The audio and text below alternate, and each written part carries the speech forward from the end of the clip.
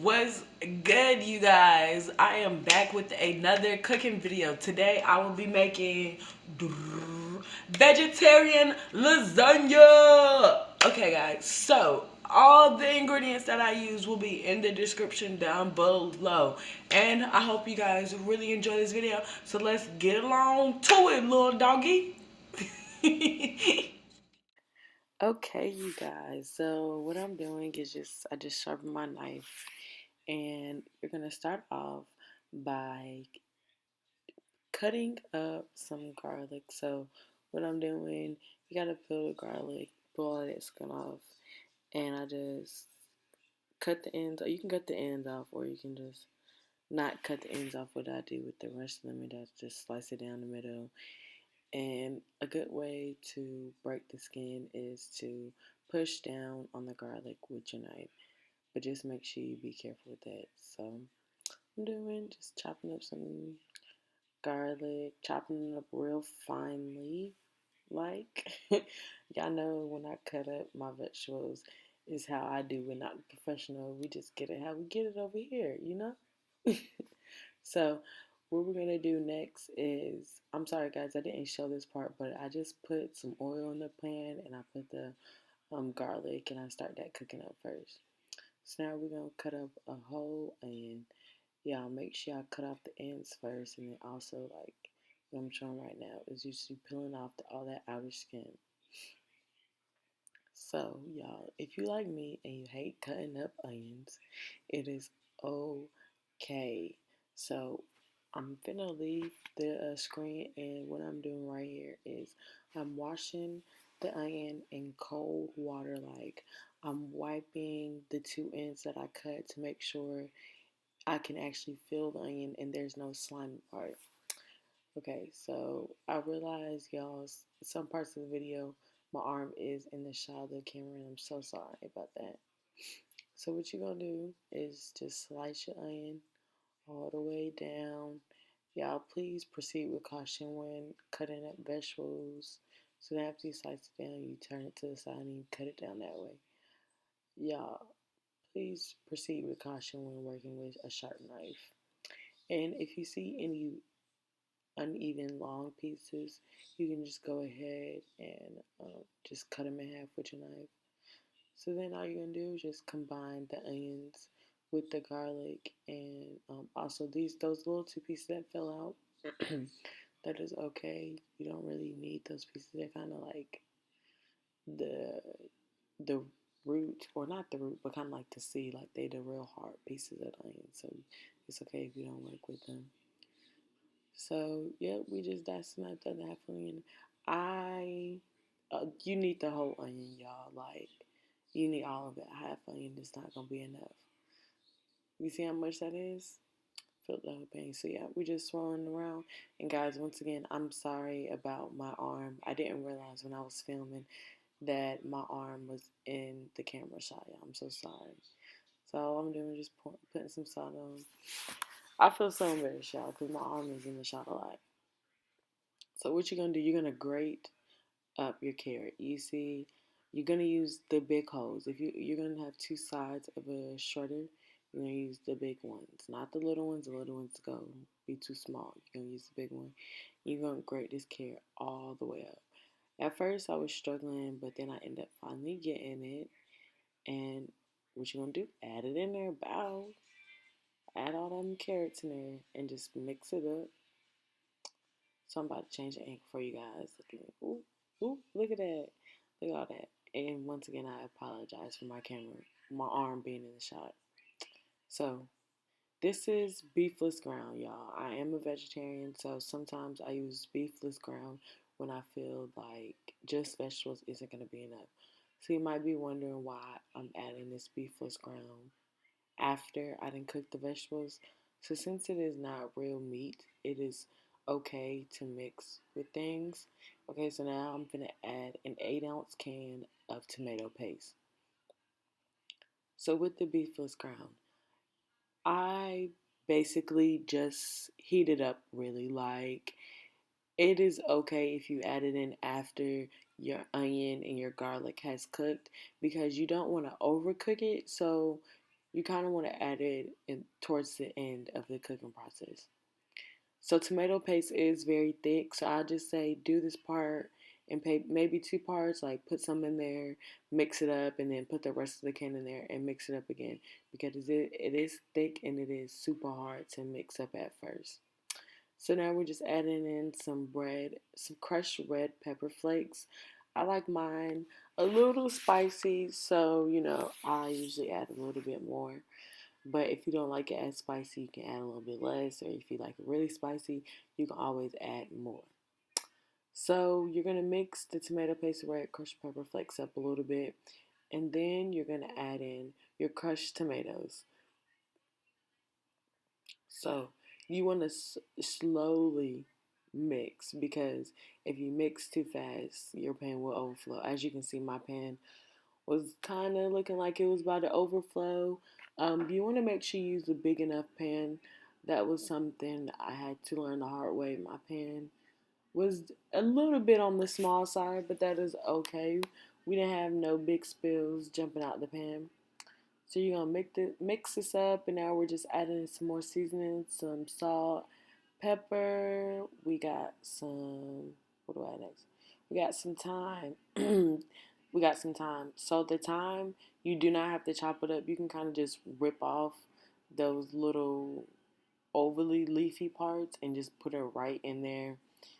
And if you make a mistake and drop a stem like I did, I dropped a few in there on accident.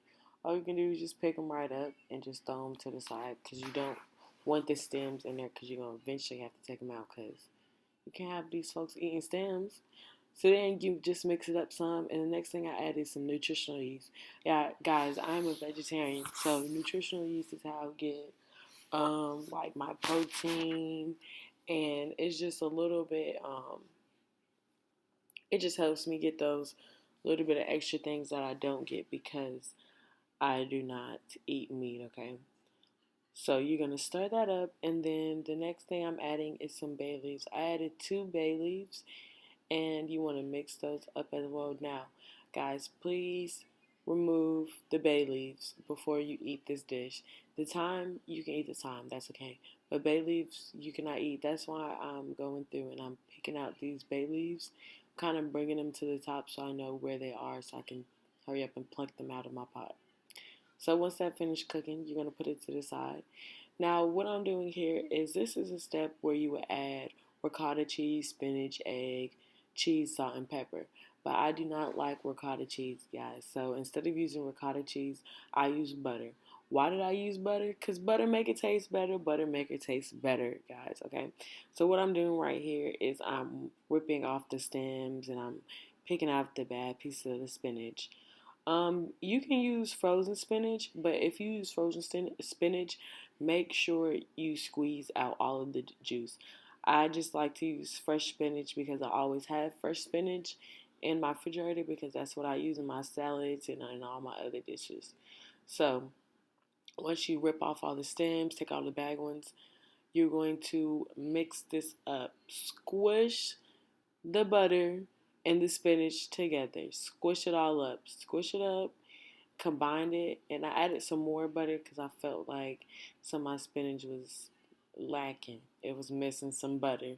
So I just added in some more. So the next step is to add your egg.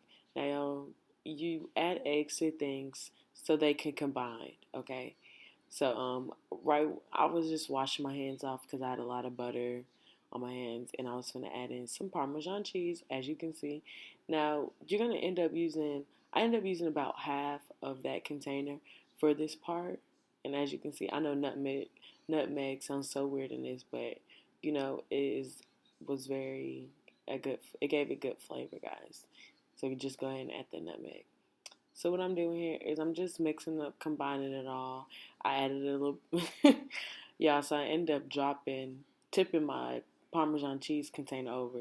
But since my surface is clean, I just picked it up and put it back in the bowl, so I can use it later on.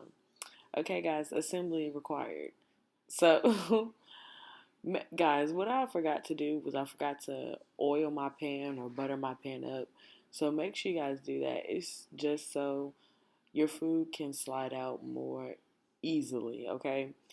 So after you do that, you add a layer of your sauce mixture, your red sauce mixture, and y'all end up using both these 2 bags of cheese.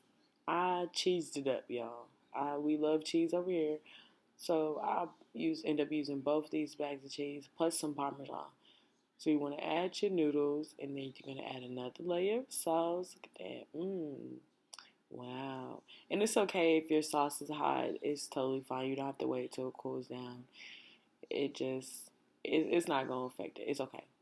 It's okay. So then you're gonna add that spinach, butter, and Parmesan egg mixture. And this is just a spinach layer. And I'm telling you guys, this was very good. Butter make it taste better. So it was okay. It was delicious. The spinach came out all nice and all good. So I'm just adding in some more cheese, completing another layer. And this is where I add in some more Parmesan. Just a little bit, give it that extra little difference. You're going to add another layer of noodles. And y'all, if this, you might see some white stuff on my noodles. That is just the butter. I put butter on my noodles, and that was all that was on my noodles. Cause when you put butter on your noodles, butter make it taste better. Okay. So then you're gonna add the last little bit of the spinach, cheese, and butter mixture. And I had enough. I used a whole stick of butter, and I used about a third a cup of spinach, and that was able for me to get 2 layers out of it. And I think that was just the right amount for me. So just all you're doing is just repeating the steps. Meat mixture, this spinach stuff, cheese, noodles, and I ended up picking my noodles out my pot. And if you don't like a noodle, like I did, I just threw it away. And you guys might have seen me dropping stuff down this whole video. I have a paper bag sitting right next to my counter, so when I'm done with something, I can just throw it straight into the trash. I feel like that's really important because you don't want it to just sit on your counter with everything else. And you might get confused, or it might be some egg, and you might do some cross contamination, foolishness. So that's why I just keep the bag right there, so I can just drop everything right into the trash can. So you're just gonna top this off with some cheese, all the cheese, finish it off. And guys, I forgot to buy some aluminum foil, so all I did was just stick it right into the oven. So it's all cooked. You're just kind of letting it all melt together and combine. You're gonna cook for 40 minutes, and this is the end result. Hope you guys liked it. Okay, guys, thank you for watching my video today. I hope you guys really enjoyed it, and I hope you guys tried this recipe out. It was very delicious, very good. I loved it. And like I said in the beginning of the video, all the ingredients will be in this description down below. So like always, make sure you like, comment, subscribe. Make sure you like, comment, share, and subscribe with your mama, your daddy, your brother, your sister, your auntie, your cousin, your sisters, your grandma, your grandpa. If they don't got YouTube, make sure they get YouTube, and make sure you guys subscribe to the channel. And I will see you guys in the next video. Deuces.